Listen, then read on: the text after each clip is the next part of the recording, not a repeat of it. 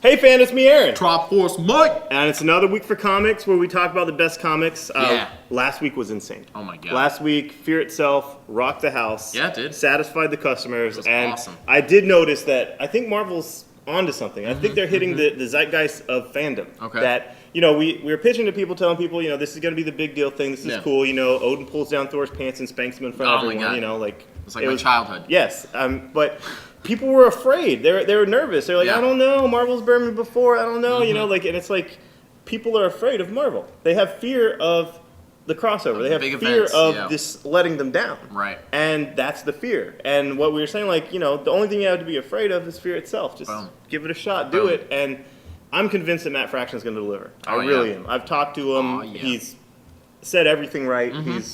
He's good. He's good. And non-player was the surprise predictable hit. Yeah. So predictable surprise. The predictable surprise. I mean, it helps that we were able to read the full PDF ahead of time and ordered insanely, and it sold almost as well as Fear itself for us in our store. So and that was great. It was good.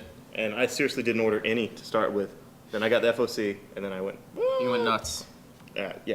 Okay, Flashpoint Road to this week, and we already have this with the Flashpoint Plus. You guys won't have it until May 7th, but I read it. It's cool. Yeah. I got the little teaser of Flashpoint, and this is also a teaser of Flashpoint. Road to Flashpoint. You got Hot Pursuit, who, if you read last issue, is actually Barry Allen. Yes, and this Barry Allen's actually a dick. Yeah. Unlike our Barry Allen, who's just some weirdo with a bow tie. Yep. So, you know, I don't think Wally's actually in here. I think he's just Wally isn't at all.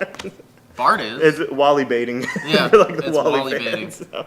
Yeah, they could have made Hot Pursuit Wally from the future and kept the Wally fans. Whatever. Yeah. Okay, X-Force is my favorite Marvel book out. Oh, jeez. It was the best new Marvel book of last year. Rick Remender is killing on it. Destroying. The characterization is brilliant. The pacing is brilliant. Yeah.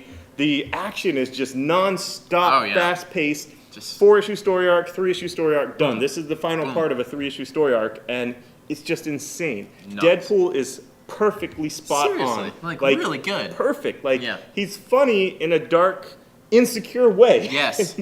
You have to have the dark humor that comes from insecurity, kind of like The Office. Right. But, you know, that's him. Yeah. And Phantom X is the perfect counterbalance to that. It's really that good. his dark humor comes from a sense of security. Yes. And a sense of arrogance. And they play so well off each other. Such a good duo. And the collection's out this week, too. So you got this whole team, and it's just, I can't even say enough. It's great art. Rick Remender's killing. Great lineup. Oh, yeah. It makes sense why Phantom X and Deadpool are on the team. They're both mercenaries, and the team was put together by a billionaire. Yeah, money. All the money. Money. So that's cool. X23, Marjorie Liu is... We're a fan of Marjorie Liu. Yes, big fans. I hung out with her at San Diego Comic-Con. Lucky. She is just a warm and charming individual. She's like a young female Stan Lee. And yeah, and this is like a young female Wolverine. And what Marjorie Liu did with X23 is so amazing. It's not just that she gave her a purpose. It's not just that she gave her a personality. Okay. She did do that. Yes. But she put Gambit in it. And everyone loves Gambit. Everyone loves and Marjorie Gambit. Liu does great romance fiction, and Gambit is just so dreamy. He's a ladies' man. He's dreamy, Oh but my here's God. the thing. Every Wolverine story that, you know, think of Wolverine, it's Wolverine, Kitty, Wolverine and Jubilee, Wolverine and Armor. Right. It's Wolverine and the teenage girl. Yeah. Well, this reimagines Wolverine as the teenage girl. Okay. And puts Gambit in the role of Wolverine. Oh, that's awesome. I know. I love it. Marjorie. Yeah, you're the best.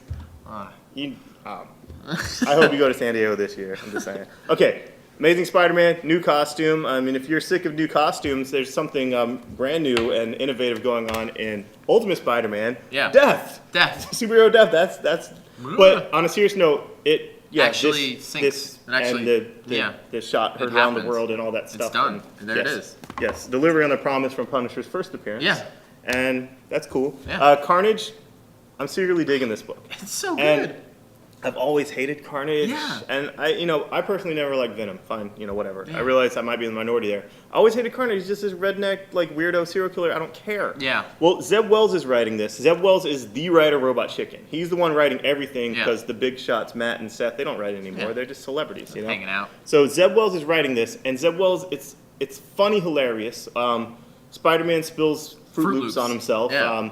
But when you get to Cletus, he's this tragic, dark humor character because he is basically a serial-killing redneck pedophile who no longer has a penis. Yeah. Because Sentry ripped his penis off. And threw it into the sun. So, which should happen to all pedophiles. Yes. But he's kind of this tragic, dark character now. He's, he can only get his rocks off by killing. That's perfect. He makes sense now. Wow. I'm interested. All right. Deadpool, the reason we're mentioning this is because Daniel Way's going to be here on the 28th of June. And he's going to teach a writing course here, teaching the Daniel Way. Yeah. And we have so many people signed up for this course, and I don't think half of these people want to be writers. They just want to hear Daniel Way explain how to write. Yeah. Because I've read his stuff, and I don't think there's any linear anything he could explain in any... I don't think there's any charts. I don't think there's any graphs. I mean... he is the most farthest away from Hickman as possible. I mean, correct me if I'm wrong. I just think he gets blackout drunk, he wakes up and has a complete script. That happens. Okay. Remember that time that he said he had his little son write the story with the pirate? Yeah. Yeah, the pirate. He's like, what should Deadpool do next? He's like, pirates. Done. So, all right. That's the Daniel Way. That's going to be fun. So, Nick Spencer, he's made me care about Rhodey. I'm not racist, or not any more so than any average comic book fan. That's fair. But, if the black character is just a knockoff of the white character, I don't like knockoff characters. I like Guy Gardner. Maybe I am racist. Okay, but anyway, Nick Spencer has helped me get over my racism because now I have I'm a fan of a black character. Whoa. Dude, so Rhodey's awesome, and Nick Spencer is just making this a great mystery, espionage, military book. And he makes the title make sense. Yes, he does. Iron Man 2.0. And Vacation's out. And Nick Spencer's going to be here at a comic shop on May the 4th. Yeah. May the 4th be with us.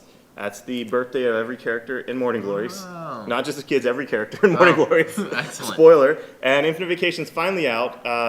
What I heard from Nick was it took a little bit longer because of the mixed media pages. And I love this book. I love this book so much. It's so good. I'm glad it's out. It's great. So it should be out regularly after this. But Walking Dead, Survivor's Guide, it's kind of like a Marvel handbook, except it's better. The format's better. It's more to the point, more snippets of this is the plot moment of this character in this story. This is the plot moment of this. This is how this character stirred the drink at this point. That's cool. It's fun. Yeah. And, it definitely has first appearance, last appearance, status, deceased or alive or whatever, body parts missing, all that stuff. But, it also has things where Walking Dead does not have any flashbacks. So we can get a little bit more information about some of these characters through this. Because Walking Dead does not have any flashbacks. And go back and reread the whole thing. It doesn't. Trust me. Cobra Civil War. I don't know if you know, this is, already happened. Cobra Commander's dead. He was shot, assassinated, killed. And Mike Costa is doing Cobra Civil War, which is who wants to be a terrorist? Boom. Who wants to be the terrorist leader? Yeah. And, it's insane, but this is the thing, man. G.I. Joe Cobra by Christos Gage and Mike Costa was my favorite indie book. And I know it's G.I. Joe. I know it's a franchise book. But here's the thing. Chuckles went undercover in Cobra to kill Cobra Commander. Yes. But secretly, metatextually, from the retailer standpoint, from my standpoint, the G.I. Joe franchise went undercover as the best damn spy espionage military book on the rack. Oh, absolutely. Deep sleeper agent. It was just on the rack, just hidden. Pretending hidden to be gem, G.I. Joe. Pretending to be like a G.I. Joe book about action figures. Yeah. And it was actually way better than 24. It's like, what if Jack Bauer had a personality? Yeah. And what if he wasn't obsessed with Muslims? Yeah. It was so good. I can't really say much about it without just falling into spoilers, which I don't want to do, but seriously, this is $1 for the first issue now, and I love this book. I love G.I. Joe Cobra. I love Christos Gage. I love Mike Costa. And, full disclosure, I did play with G.I. Joes when I was a little kid. Yeah. So, but, didn't? But so what? I read the book, and then I showed it to other people, and I said, money back guarantee. I swear to God, this book is great. You'll love it. And I'm telling you, hipsters, total snobs, total indie snobs, like, I only read Jeffrey Brown. They loved it. Yeah, it's true. It happened. All right, thanks, guys. See you next week. Bye-bye. Bye.